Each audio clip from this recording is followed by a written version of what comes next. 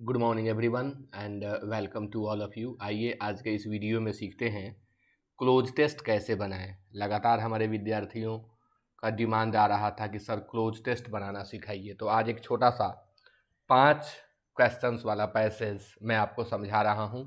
अगले सेट से 10 क्वेश्चन वाला पैसेज ही मैं आपको बताऊंगा, लेकिन आजकल क्लर्क लेवल एग्जामिनेशन में 5 क्वेश्चन का ही सेट आ रहा है क्लोज टेस्ट में।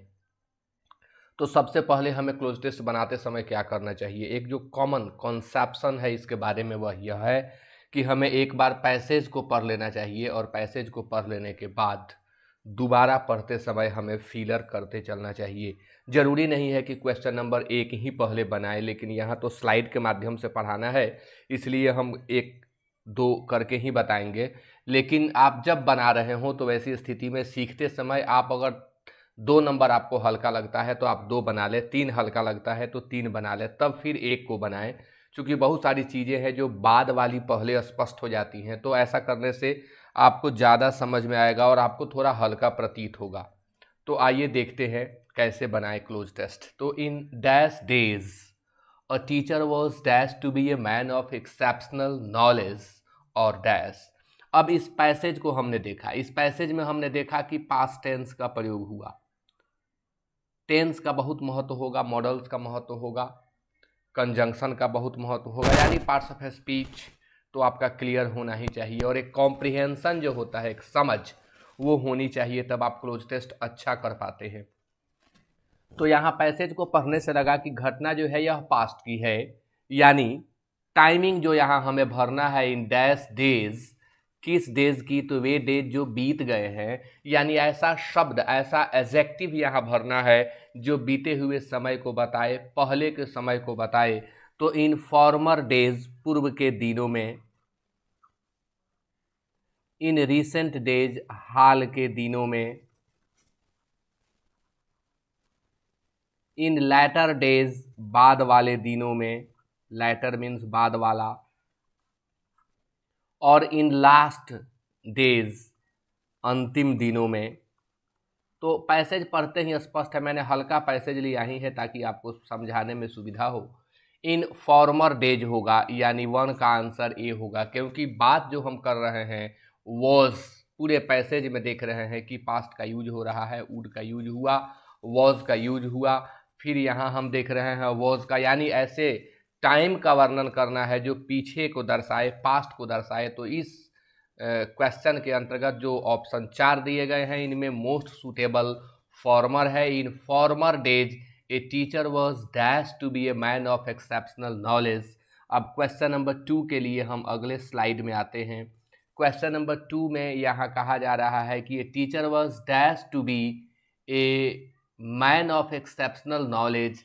एक टीचर को पैसिव में यहाँ लिखा गया है, ध्यान देंगे तो एक टीचर से उम्मीद की जाती थी, एक टीचर से इच्छा की जाती थी, एक टीचर से डिटर्मिनेशन किया जाता था और रिजोल्यूशन किया जाता था। यानी पहले शब्द सीख लें, डिज़ायर मीन्स होता है इच्छा करना, V1 का मैं अर्थ लिख रहा हूँ, इच्छा करना या इच्छा होना।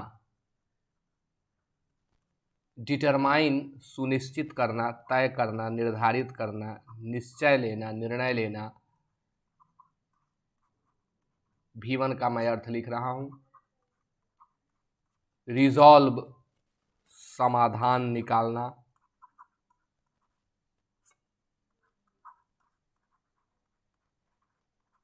समाधान निकालना, और एक्सपेक्ट उम्मीद करना, एक्सपेक्ट उम्मीद करना।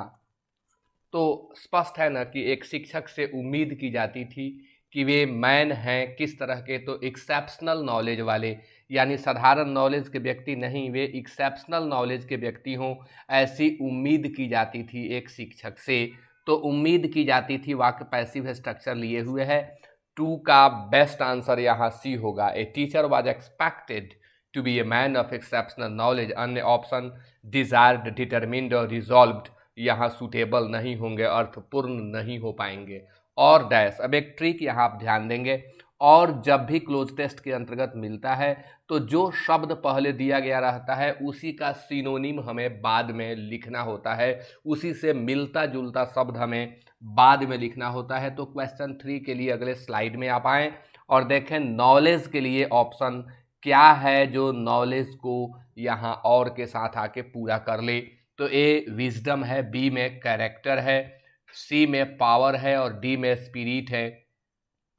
ज्ञान के साथ किसका संबंध अच्छा बैठेगा वो आप देखें, एक बुद्धि है, दूसरा चरित्र है,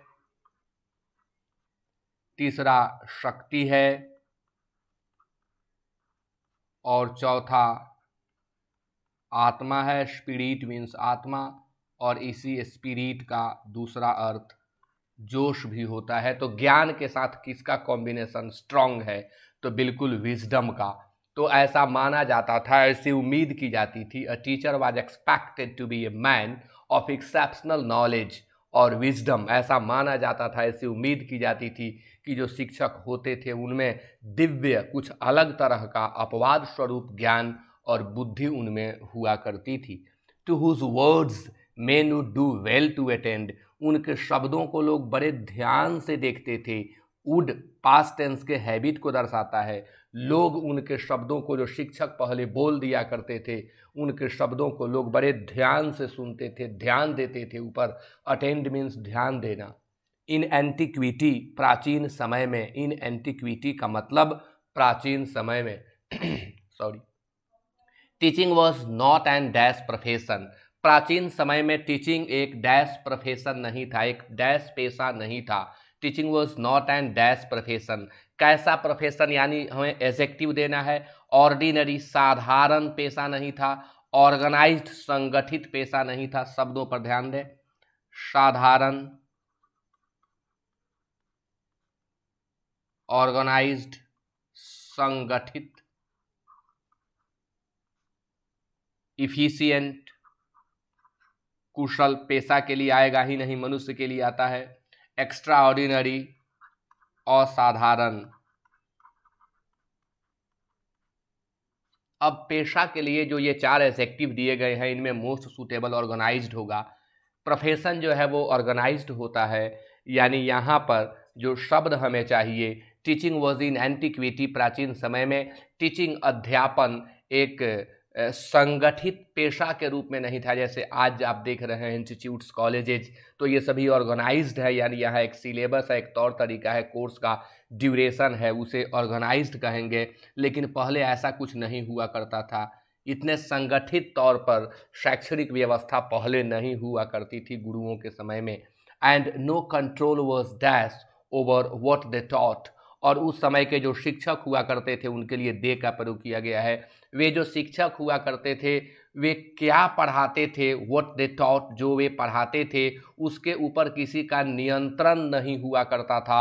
यानी कोई, मैंने कहा ना, कोई मापदंड स्पेशल नहीं होता था, पर्टिकुलर कोई सिलेबस नहीं होता था कि यही पढ़ाना है। शिक्षक अपने मस्तिष्क के आधार पर, अपनी बुद्धि, अपने नॉलेज के आधार पर विद्यार्थी को पढ़ाया करते थे और शिक्षा दिया करते थे।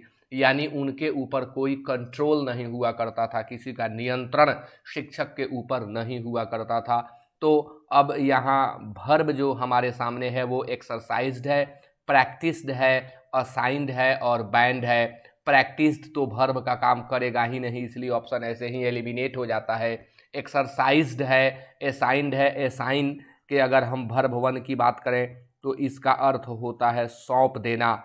असाइन मीन्स सौंप देना, बैन मीन्स प्रतिबंध लगाना, बैन मीन्स प्रतिबंध लगाना, और एक्सरसाइज मीन्स होता है जैसे एक्सरसाइज कंट्रोल। एक्सरसाइज यहाँ जो है वर्ब का काम कर रहा है और कंट्रोल इसके साथ यहाँ सूट करेगा बढ़िया। एक्सरसाइज कंट्रोल मीन्स होता है नियंत्रण रखना, नियंत्रण करना, यानी एक्सरसाइज यहाँ वर्ब का काम कर रहा है और कंट्रोल नाउन का। तो यहाँ पर नो कंट्रोल वॉज एक्सरसाइज्ड वाक्य पैसिव में है, कंट्रोल सब्जेक्ट हो गया। यानी आंसर हमें 5 का ए देना होगा। असाइन सूट नहीं करेगा और बैन सूट यहाँ बिल्कुल नहीं करेगा।